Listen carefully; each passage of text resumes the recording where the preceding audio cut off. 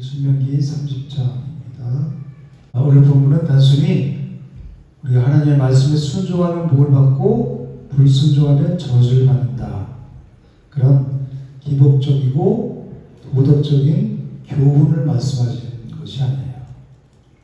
죄로 인해서 타락한 인간을 하나님께서 어떻게 구원해 가시는지를 명확하게 보여주는 말씀이에요. 그래서 성경은 윤리와 도덕으로 읽으면 안 돼요. 사람의 생각으로 읽으면 하나님의 뜻을 깨달을 수가 없는 거예요. 그래서 1절에 보면 이스라엘 백성들은 이 약속의 땅인 가나안 땅에 들어갔지만 결국 하나님과의 언약을 어떻게 했어요? 지키지 못했죠. 깨뜨리고 이방 나라로 쫓겨가게 돼요. 이것은 단순히 이스라엘만의 이야기가 아니죠. 죄성을 가지고 살아가는 아담 이후 모든 인류의 모습인 거예요. 즉 우리의 모습이라는 거예요. 죄가 들어오면서 아담은 에덴에서 추방됐죠. 그리고 이스라엘 백성들도 그토록 원하던 가나안 땅에 들어갔지만 결국 그 가나안 땅에서 추방당했어요. 즉 죄를 가지고는 결코 하나님 나라를 누릴 수 없다는 것을 보여주는 거란 말이에요. 이스라엘 백성들이 왜 이방 나라의 포로로 끌려갔어요? 죄 때문에 그랬죠. 이 죄는 하나님과 언약을 버리게 만들어요. 그리고 우상을 섬기게 만들어요. 그리고 하나님보다 그 세상을 더 사랑하게 하고 육신의 소욕을 따라 살기 때문에 이 이스라엘 백성들이 가나안 땅에 마침내 들어갔지만 거기서 다시 쫓겨났다는 거예요. 그래서 포로로 끌려갔다는 거예요. 이게 이스라엘 역사 이야기가 아니라 바로 우리 얘기죠. 우리가 죄가 있으면 죄 문제가 해결되지 않으면 여전히 어둠 가운데 죄악 가운데 사망의 종로를 타고 살아간다는 거예요. 이방 나라의 포로가 되었다는 것은 곧 사탄과 사망의 종로를 타고 있다는 것을 의미하고 있어요. 우리도 그리스도 안에 있지 않고 그리스도 밖에 있으면 어떻게 돼요? 바로 이렇게 죄와 사망의 종로를 타면서 살아갈 수밖에 없는 그런 죄성 가지고 살아가는 존재라는 거예요. 그래서 우리는 그리스도 안에, 즉 생명 안에 살아가고 있는 것이 얼마나 복된지를 우리는 날마다 깨달아요. 무슨 문제가 해결되고 내가 뭐 원하는 것을 얻고 그것이 중요한 게 아니라 내가 그리스도 안에 있는지, 생명 안에 있다면 그것을 족한 거예요. 그 자체가 엄청난 복이라는 거예요. 2절 말씀 보면 하나님과 언약을 어긴 이스라엘이 저주를 받아서 이제 포로로 흩어지잖아요. 그죠? 근데 그들이 여호와께로 돌아온다는 건 뭐예요? 그들이 그 포로의 땅에서 회개하고 다시 하나님께로 돌아오면, 그러면 하나님께서 그들을 어떻게 하신다고 그래요? 흩어진 그들을 다시 모으시겠다고 약속하세요. 즉 회개는 우리 인간에게서 나올 수가 없죠. 하나님이 우리에게 회개의 영을 부어주셔야 깨닫으시는 거예요. 그래서 이 약속은 궁극적으로 어디에서 성취됐어요? 예수 그리스도 안에서 온전히 성취됐어요. 예수님께서는 흩어진 하나님의 백성을 모으시기 위해서 오셨죠. 에덴에서 하나님과 하나가 됐잖아요. 아담과 하와가. 그죠? 그럴 때는 죄가 들어오지 않아서 하나님과 인간 사이에 아무것도 없었어요. 하나가 됐었죠. 온전히. 그런데 창세기 3장에 죄가 들어가서 하나님과 사이를 내니까 어떻게 됐어요? 에덴에서 추방됐었죠.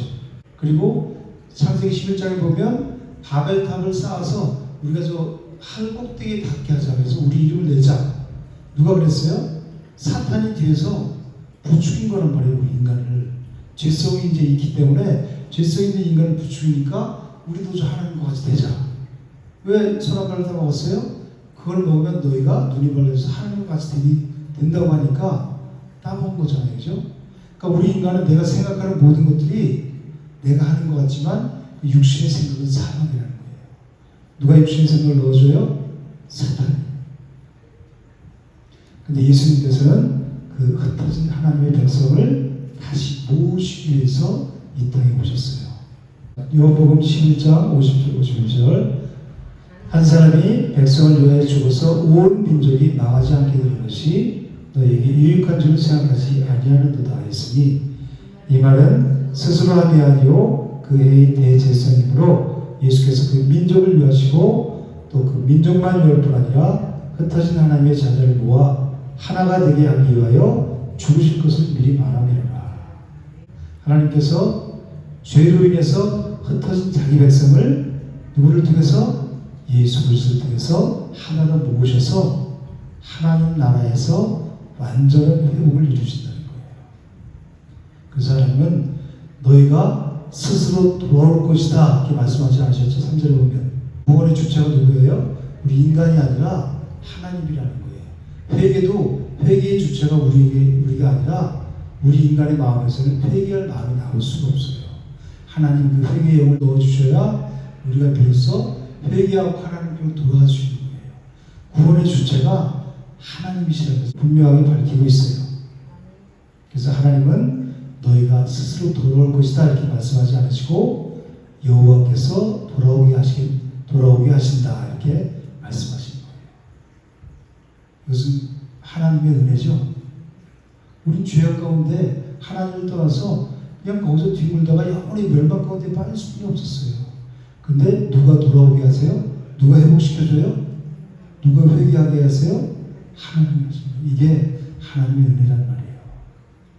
우리 구원은 우리 인간의 능력이 아니라 하나님의 주권적인 은혜로 주어진다는 것을 보여주고 있어요. 이스라엘의 포로에서 귀환하는 것은 궁극적으로 이 죄인들을 구원하신 것을 예표하고 있어요.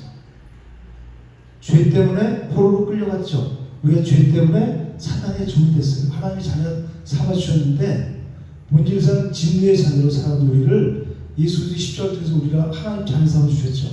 그런데 또 죄성을 갖고 있기 때문에 다시 돌아가는 거예요. 그래서 어둠의 종들은 죄의 종들은 세상의 종들을 타고 무슨 일만 하면 그 일 걱정하면서 세상 사람으로 살아요. 그런데 하나님께서 다시 돌이키게 하신다는 거예요. 다시 생명 가운데 오게 하신다는 거예요. 그래서 이 이스라엘이 이 포로에서 돌아오는 것은, 포로에서 귀환하는 것은 뭐예요? 궁극적으로 죄인들을 구원하신 것을 예표하고 있다는 거예요.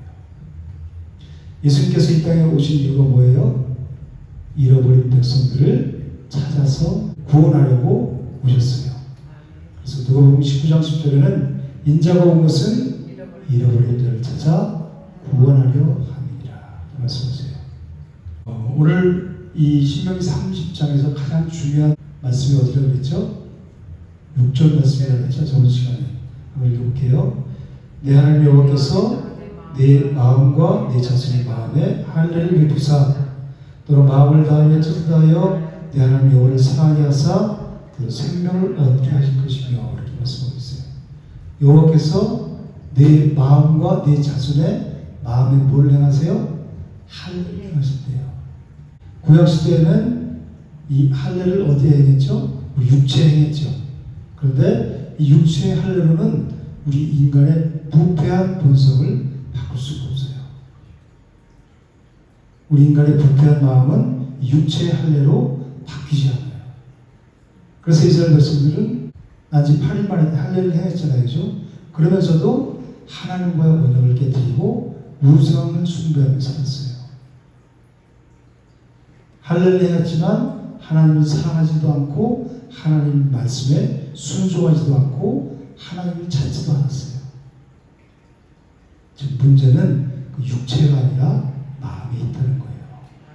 그래서 예레미야 17장 9절에는 만물보다 거짓되고 심히 부패한 것은 마음이라 그렇게 말씀하고 있어요. 우리 마음이 문제라는 거예요.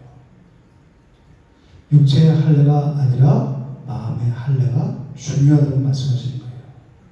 그래서 하나님께서는 친히 그들의 마음에 뭐를 행하신대요? 할례를 행하신다고 말씀하시는 거예요. 그렇게 함으로 그들이 자발적으로 하나님을 사랑할 수 있게 하시고 그런 자들에게 생명을 주시겠다고 말씀하시는 거예요. 그래서 예레미야 선지자를 통해서 새 언약을 주실 것을 말씀하시고 에스겔 선지자를 통해서 새 영과 새 마음을 주실 것을 약속하세요. 그래서 예레미야 31장 31절 33절까지 여호와의 말씀이니라. 보라, 날이 이르리니 내가 이스라엘 집과 유다 집에 새 언약을 맺으리라. 이 언약은 내가 그들이 조상들의 손을 잡고 애굽 땅에서 인도해 내던 날에 맺은 것과 같지 않을 것은 내가 그들의 남편이 되었어도 그들이 내 언약을 깨뜨렸습니다. 여호와의 말씀이니라. 그러죠. 보라, 날이 이르리니 내가 이스라엘 집과 유다 집에 새 언약을 맺는다 그러죠. 이 새 언약은 누구를 통해서 맺으시죠? 예수 그리스도를 통해서 성취될 구원의 언약을 말씀하시는 거예요. 이제 새 언약은 그들의 조상들의 손을 잡고 애굽 땅에서 인도해 내던 날에 맺은 것과 같지 않다는 거예요. 출애굽 때 맺으신 시내산 언약, 호렙 언약을 말씀하시는 거예요. 이 32절에서 이 언약은, 즉 그 새 언약은 시내산 언약과 같지 않다는 거예요. 내가 그들의 남편이 되었어도 그들이 내 언약을 깨뜨렸습니다. 그렇게 말씀하고 있죠.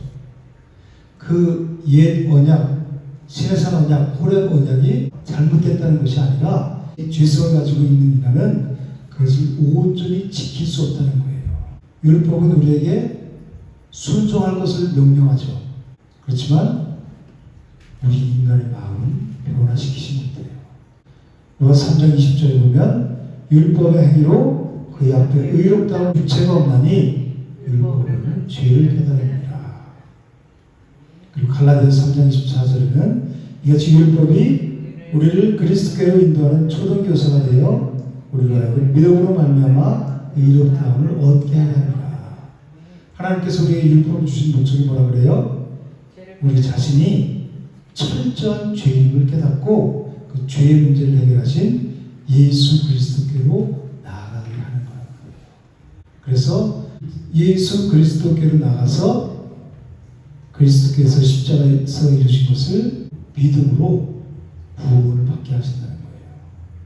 그 율법을 주신 목적이라는 거예요. 율법은 우리 인간의 죄성을 변화시키지 못해요.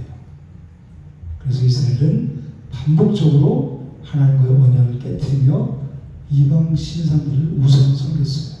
율법은 우리에게 생명을 줄 수가 없어요. 우리에게 생명을 준 것은 오직 예수 그리스도 복음뿐이에요. 진리 대신 예수 그리스도만이 우리에게 생명을 주는 거예요. 그래서 예수님이 내가 곧 길이요 진리요 생명이다. 나로 말미암은 자는 아버지께로 올 자가 없다. 이렇게 말씀하세요. 그러므로 우리는 말씀이시고 진리 되신 주님을 알아야 자유를 누리고 생명을 누릴 수 있어요.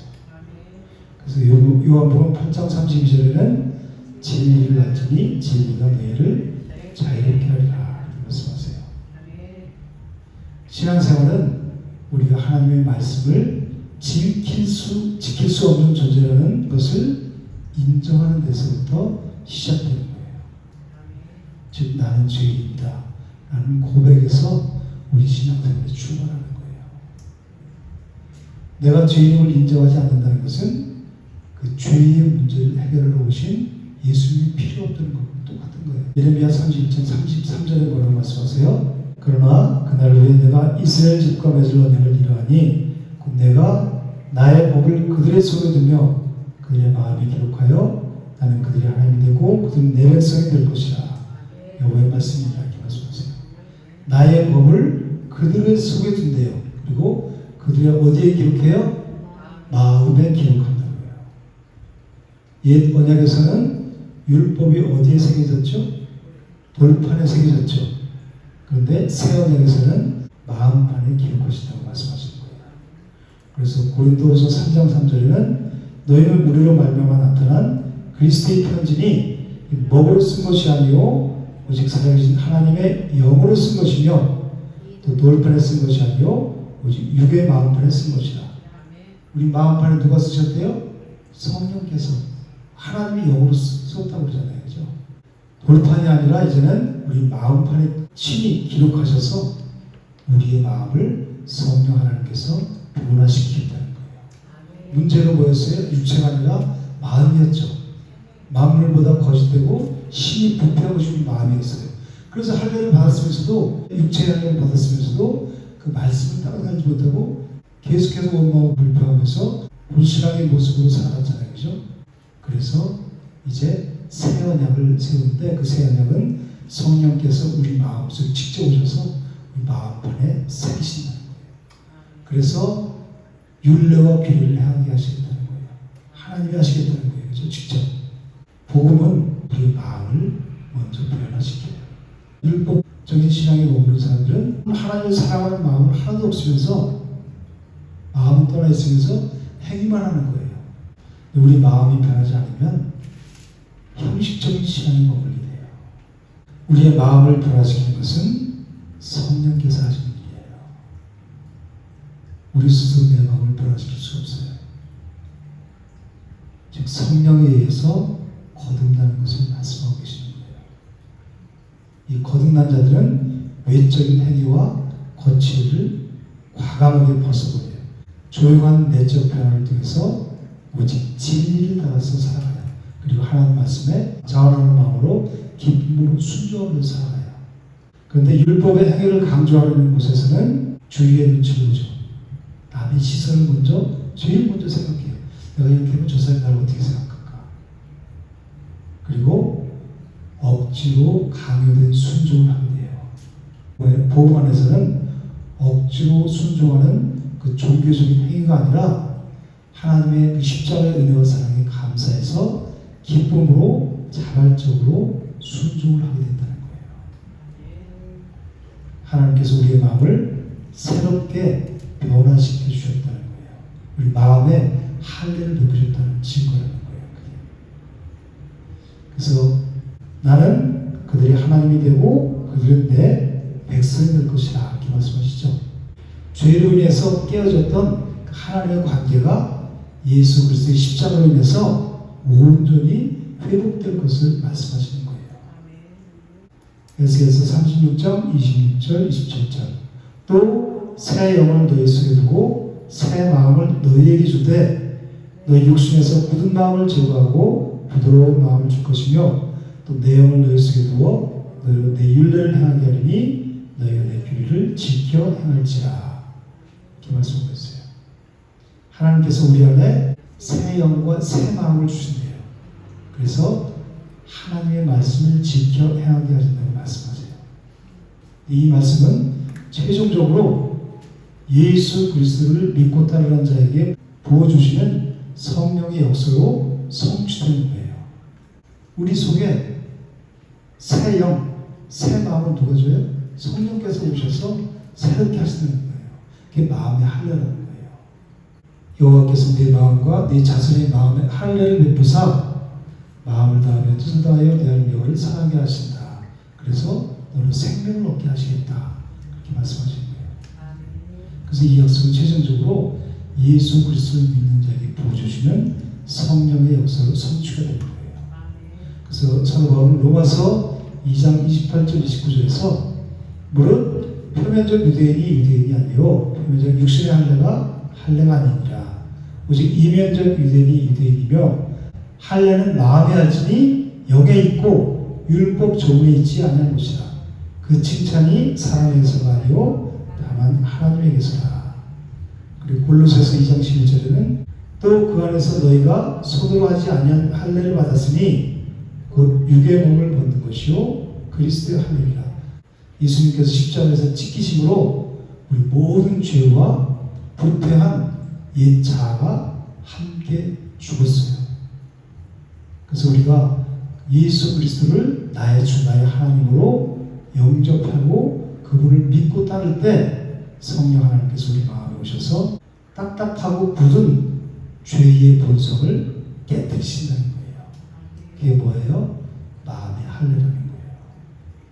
그리고 하나님을 아바 아버지라고 부르면서 자발적으로 사랑할 수 있는 부드러운 마음을 주시겠다는 거예요. 그러니까 신앙생활은 다 우리가 하는 게 아니잖아요. 그죠? 하나님이 하시는 거잖아요.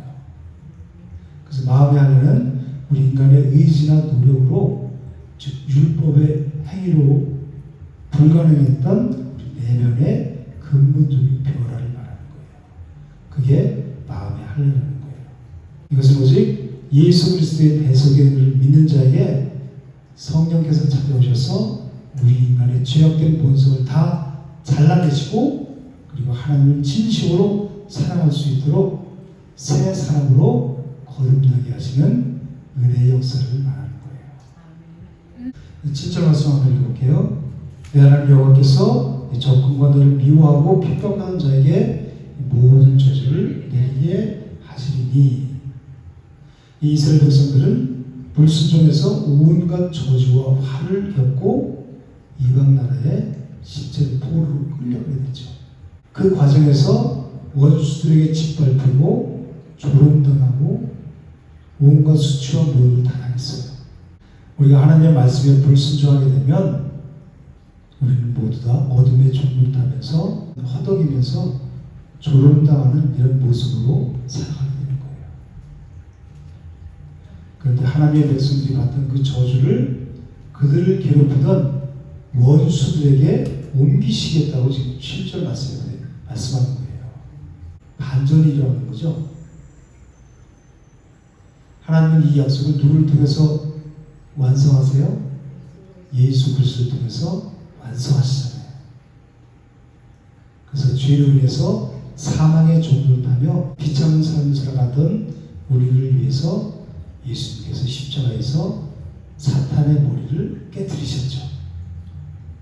그래서 우리가 받아야 될 저주를 예수님이 다 대신 감당하셨어요. 그리고 우리를 참수하고 핍박하던 사탄과 이 어둠의 세력을 십자가에서 물리치셨어요. 승리하셨어요. 그래서 골로새 2장 15절에는 통치자들과 권세들을 무력화하여 드러내어 구경거리 삼으시고 십자가로 그들을 이기셨습니다. 예수님이 십자가에서 이기셨다는, 승리하셨다는 거예요. 그리고 이제 9절 10절 말씀을 보면 하나님이 이스라엘을 다시 기뻐하신다는 거예요. 죄 때문에 그들에게 얼굴을 돌리셨던 하나님께서 다시 기뻐하신다는 거예요. 이스라엘 백성들이 착한 일 많이 해서 하나님이 기쁨된 거 아니죠? 복음서에 보면 예수님께서 세례를 받고 물에서 올라오실 때 하나님 뭐라고 말씀하셨어요? 이는 내 사랑하는 아들이요 내 기뻐하는 자라. 누구 보고? 예수님 보고 그렇게 말씀하셨어요. 우리가 예수 그리스도 안에 있을 때, 그리스도와 하나로 연합되어 있을 때 하나님은 우리를 보시면서 다시 너를 기뻐한다 이렇게 말씀하시는 거예요. 이것이 하나님의 자녀가 누리는 최고의 특권이에요. 하나님의 기쁨, 하나님의 은혜가 만들어내는 기적을 지금 말씀하고 있는 거예요. 우리를 묶고 있던 이 죄와 사탄의 저주가 어디로 들어가요? 원수에게로 들어간다는 거예요. 7절 말씀입니다. 우리는 예수 그리스도 안에서 하나님의 기쁨이 되는 자녀로 복을 누리며 산다고 8절 9절에서 말씀하고 있어요. 그래서 그 은혜에 너무 감격해서 자발적으로 말씀에 순종하며 살아가는 새 사람이 된다고 말씀하시는 거예요. 그리고 이제 11절에서 14절 말씀은 당시 이 이방 종교의 신탁은 고도의 수행을 하거나 그 비법을 전수하던 사제들만 알 수 있는 비밀스러운 것이었다고 해요. 그래서 인간이 힘쓰고 애써서 신의 영역으로 올라가야 겨우 얻을 수 있다는 것이에요. 그런데 하나님은 그렇지 않아요. 하나님은 하늘에 계셔. 그럼 하늘로 올라갈 수 있어요? 없죠. 그러니까 하나님이 친히 우리 인간의 언어와 우리 인간의 눈높이, 인간의 수준으로 낮아지셔서 말씀을 우리 인간의 입과 마음에 붙여주셨다는 거예요. 구원의 길이 우리 인간의 손에 닿는 가까운 곳까지 내려왔다고 말씀하시는 거예요. 그래서 사도 바울은 로마서 10장에서 이렇게 말씀하고 있어요. 믿음으로 말미암는 의인은 이같이 말하되 내 마음에 누가 하늘에 올라가겠냐 하지 말라 하니 올라가겠느냐 함은 그리스도를 모셔 내리는 것이요 혹은 누가 무저항에 내려가겠냐 하지 말라 하니 내려가겠냐 함은 그리스도를 죽은 자 가운데서 모셔 올리려는 것이라. 그러면 무엇을 말하느냐? 말씀이 내게 가까워 내 입에 있으며 내 마음에 있다 하였으니 곧 우리가 전파하는 믿음의 말씀이야. 지금 사도 바울이 이 신명기 이 말씀을 그대로 인용한 거죠. 로마서에서. 근데 여기 보면 뭐라고 말씀하냐면 말씀이 내게 가까워 이렇게 말씀하고 있죠. 8절에. 이 말씀이 내게 가깝다. 이게 무슨 말일까요? 요한복음 1장 1절에는 태초에 말씀이 계시니라 이 말씀이 하나님과 함께 계셨으니 이 말씀은 곧 하나님이시니라 말씀하시죠. 이 말씀은 곧 성육신하신 예수 그리스도를 가리키는 거예요. 육체를 갖고 이 땅에 내려오신 예수 그리스도를 말하는 거예요. 말씀이 내게 가깝다. 예수님이 이 땅에 오셨다는 거예요. 그래서 6절에서 뭐라고 그래요?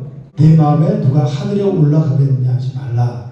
예수님이 친히 인간의 몸을 입고 이 땅으로 내려오셨기 때문에 성육신을 하셨기 때문에 우리가 올라갈 수 없으니까 친히 육신을 입고 이 땅에 오셨다는 거예요. 그리고 7절에 보면 누가 무정행에 내려가겠냐 하지 말라. 왜 이렇게 말씀하세요? 예수님이 이미 죽으면서 부활하셨잖아요. 무정행. 말씀이 내게 매우 가깝다는 것은 이 글로 적힌 율법책을 말씀하시는 게 아니에요. 그 말씀이 누구예요? 인간의 몸을 입고 우리 곁에 오신, 우리 가까이 오신, 우리 곁에 찾아오신 말씀이신, 로고스이신 예수 그리스도를 가리키는 거예요. 그렇다면 어떻게 그 말씀이 내 입에 있고 내 마음에 있게 될까요? 이스라엘 백성들은 이 율법을 입으로 외우고 그리고 마음에 새기려고 부단히 노력했죠. 그런데 그들은 실패했죠. 말씀을 지킬 수가 없었어요. 예수 그리스도께서 십자가와 부활로 구원을 완성하신 후에 보혜사 성령을 보내주셨죠. 성령께서는 그리스도의 복음을 우리 마음에 믿어지게 하셨어요. 우리 마음속에 오셔서 예수 그리스도의 십자가의 사건을 믿어지게 하시는 분이 성령님이시라는 거예요.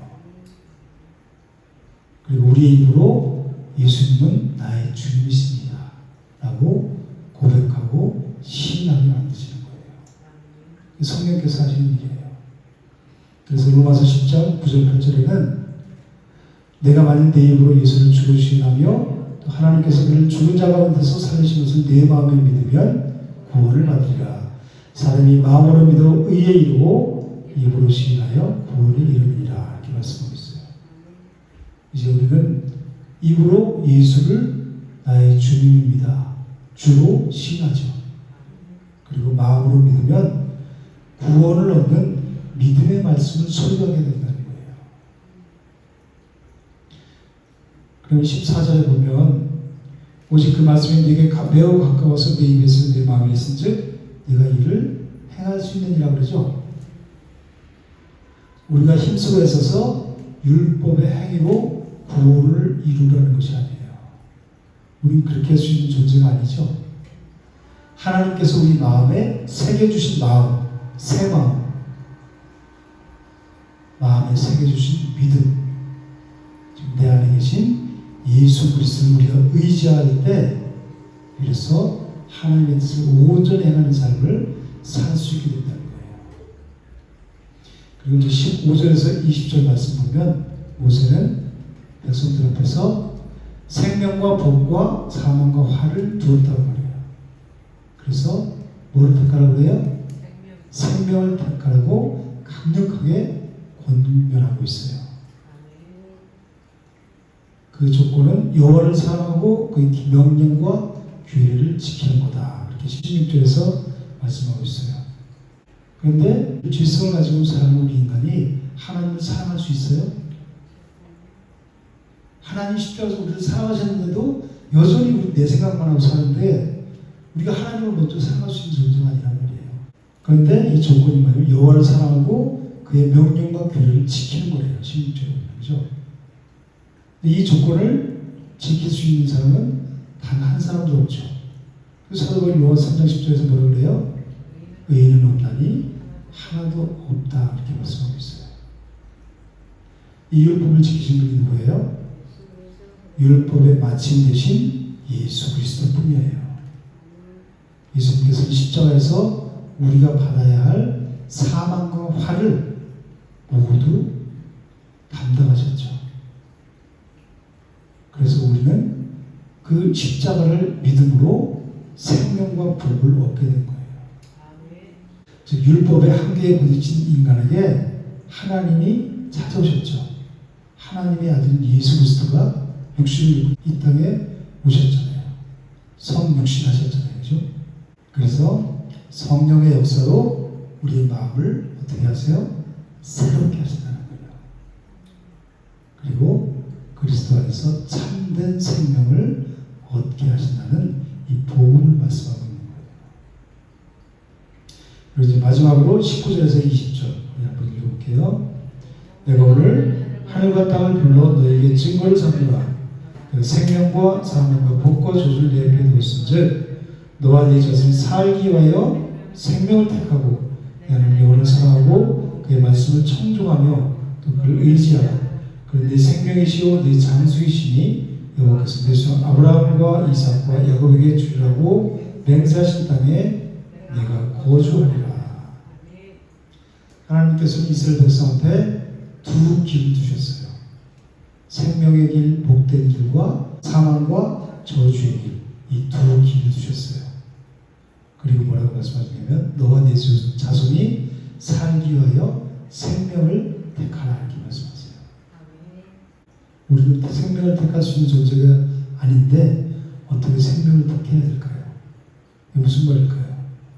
살기 위해 생명을 택하라고 그랬잖아요. 그죠? 그래, 우리는 하나님을 생명을 택할 거야. 그런 존재가 아니란 말이에요. 우리는 20절에 보면 뭐라고 말씀하냐면 그는 내 생명이시오 내 장수이시니 말씀하시죠. 하나님과 예수 그리스도 자체가 바로 생명이시라는 거예요. 그래서 내가 곧 기도하시는 생명이라고 했잖아요. 그죠? 나를 말미암아 주는 아버지께로 생명의 그러신 아버지께로 하나님과 예수 그리스도가 생명이시라는 거예요. 그죠? 근데 생명은 우리가 율법을 지켜서 얻을 수 있는 게 아니라는 거예요.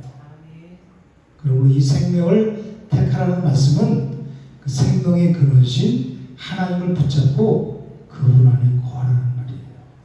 하나님 안에 거하라는 거예요. 하나님의 공의는 그냥 넘어가지 않죠. 이스라엘 백성은 역사 속에서 끊임없이 하나님의 말씀에 불순종했고 그리고 그 결과 바벨론 포로로 끌려가는 사망과 저주의 삶을 살았어요. 우리도 본질상 진노의 자녀로 날마다 죄를 지으면서 그 저주와 사망의 길에서 살아가던 자들이었어요. 근데 누가 이 문제를 해결해 주셨죠? 예수님께서 사망의 길을 걸어가던 우리를 죄의 문제를 해결해 줘서 우리를 생명의 길로 갈 수 있도록 인도하셨어요.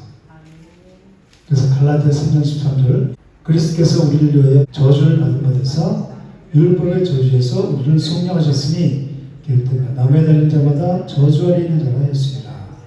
예수님이 나무 십자가에 달려 죽으신 것은 우리 대신 이 사망과 저주를 온 몸으로 받으셨어요. 그래서 예수님께서 그 십자가에서 사망과 저주를 다 가져가셨죠. 그래서 그 십자가의 은혜를 믿는 우리에게는 뭐만 남았어요? 생명과 복만 남은 거예요. 생명과 복과 사망과 저주 택하라고 그랬죠? 우리 대신 예수님 십자가에서 사망과 저주를 다 가져가셨잖아요. 그죠? 대신 감당하셨잖아요. 뭐만 남아요? 생명과 복만. 우리가 그걸 누리며 살아가는 거예요.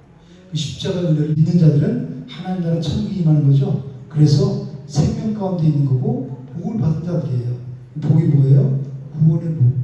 하나님 나라의 복을 누리며 살아가는 거란 말이에요. 그래서 20절에는 이 모세는 생명을 누리는 법을 세 단계로 말씀하고 있어요. 가장 먼저 뭐예요? 여호와를 사랑하고 그리고 그의 말씀을 청종하라. 귀 기울여 순종하라는 거예요. 그죠? 그리고 세 번째는 뭐예요? 그를 의지하라는 거예요. 의지한다는 것은 풀로 딱 붙여서 하나가 되게 한다는 거예요. 단단하게 결합하다는 말이에요. 우리가 이렇게 예수님과 하나로 연합될 때 풍성한 생명을 누릴 수 있어요. 그러니까 성경은 하나님과 우리가 하나 되는 거죠. 에덴에서 하나님과 아담 사이에는 죄가 들어오기 전에 하나가 됐잖아요. 그죠? 딱 하나가 돼서 하나님만 의지하니까 너무 행복한 삶을 살았잖아요. 죄가 들어와서 불순물이 키니까 그때부터 사망이 찾아왔잖아요. 근심 걱정과 고통이 따라오게 되잖아요. 수고와 땀을 흘리면서 그런 것들이 죄를 위해서 들어오게 된 결과잖아요. 우리가 예수님과 이렇게 하나가 될 때, 즉 주님만 바라보고 의지할 때 불처럼 딱 붙어서 하나가 되고 단단히 결합될 때 우리는 하나님 나라를 누릴 수 있는 거예요. 풍성한 생명을 누릴 수 있는 거예요. 그래서 요한복음 15장에는 뭐라고 말씀하세요? 내 안에 거하라 나도 너희 안에 거하리라. 가지가 포도나무에 붙어있지 않으면 스스로 열매를 맺을 수 없음 같이 너희도 내 안에 있지 않으면 그러하리라. 나는 포도나무요 너희는 가지라. 그가 내 안에 내가 그 안에 거하면 잘 열매를 많이 맺나니 나를 떠나서는 너희가 아무것도 할 수 없습니다. 내가 너희 안에 너희가 내 안에 하나가 되는 거예요. 하나를 연합되는 그게 의지하는 거예요. 주님만 의지하는 거예요. 우리 인간의 힘으로는 절대로 이 저주에서 벗어날 수 없다는 것을 깨달아야 된다는 거예요. 그리고 생명이신 예수님께 그 포도나무 가지처럼 이 나무는 누구예요? 예수님이죠. 농부는 하나님. 우리 가지라고 그랬잖아요. 그죠? 가지가 나무에 붙어 있어야 예수님께 붙어 있어야 이 땅으로부터 빨아오는 그 영양분을 다 섭취할 거 아니에요. 가지가. 그래서 열매를 맺을 수 있을 거 아니에요. 어떻게 해요? 나를 떠나서 너희가 아무것도 할 수 없다고 해요. 그가 내 안에 내가 그 안에 가면 사람이 열매를 많이. 가지가 붙어 있어요. 열매를. 하나가 돼야. 그래서 생명이신 주님과 우리가 하나로 연합돼야 풍성한 생명을 누리며 살아간다는 거예요. 그래서 생명이신 하나님께 포도나무의 이 가지처럼 꼭 붙어 있어라. 그리고 그것만 의지하며 살아라. 주님 품 안에서 생명과 복을 마음껏 누리는 삶을 살아가는 하나님의 사랑의 말씀이에요. 그 성경은 다 우리를 향하신 하나님의 사랑의 편지란 말이에요. 저와 여러분들이 지금 이 자리에 있는 것은 하나님의 전적인 은혜예요. 우리 삶에 여러 가지 문제들이 있지만 다 지나가는 일들이에요. 영원한 것은 뭐예요? 하나님과 나의 관계. 여기에만 우리가 집중하고 살면 나머지 것들은 다 지나가면서 하나님이 정리해주고 근심 걱정들이 하나님과 사이를 내죠. 하나님께 가까이 나가지 못하게 하잖아요. 그죠? 의지하지 못하게 하잖아요. 딱 붙지 못하게 하잖아요. 그러니까 그런 근심 걱정들을 통해서 온전히 하나님만 바라봐야 되겠다. 이 자세로 이 마음을 하나님께 나가야 되는 거예요. 여기에 빠지는 것이 아니라. 그 세상 사람들이 무엇을 먹을까, 무엇을 입을까, 의식주의 걱정하며 살잖아요. 그죠? 우리 하늘 아버지는 계시잖아요. 다 아버지 거라고 하잖아요. 그죠? 그러니까 그분만 의지하고 그분 안에 붙어 있으면 그분께서 주시는 생명을 많은 풍성한 열매를 누리며 살 수 있단 말이에요. 우리가 지금 이 자리에 있는 것은 전적인 하나님의 은혜예요. 이것은 우리의 선택의 결과가 아니죠. 우리는 구원의 주체가 될 수 없어요. 우리는 그 생명을 선택할 수 있는 자가 아니에요. 우리의 구원도 하나님의 은혜고 우리가 하루 종일 호흡하면서 이 땅을 살아가는 것도 다 하나님의 은혜예요. 그래서 우리 모든 것이 하나님의 은혜입니다. 이것을 고백하면서 날마다 그분 앞으로 그 십자가 앞으로 십자가의 은혜 앞으로 달려나가는 거예요. 그게 우리 신앙생활이고 우리 이 땅에 살면서 그 일을 하면서 살아가는 거예요. 그리고 내가 받은 은혜를 증인으로 사망 가운데 살아가는 사람들에게 생명을 전하는 삶. 그게 우리가 이 땅을 살면서 하는 일이에요. 그게 다예요. 그럴 때 우리는 가장 행복하고 복되고 가장 가치 있는 삶을 살아갈 수 있어요. 사람답게. 그런 삶을 살아가는 저와 되시기를 주님 이름으로 축복합니다.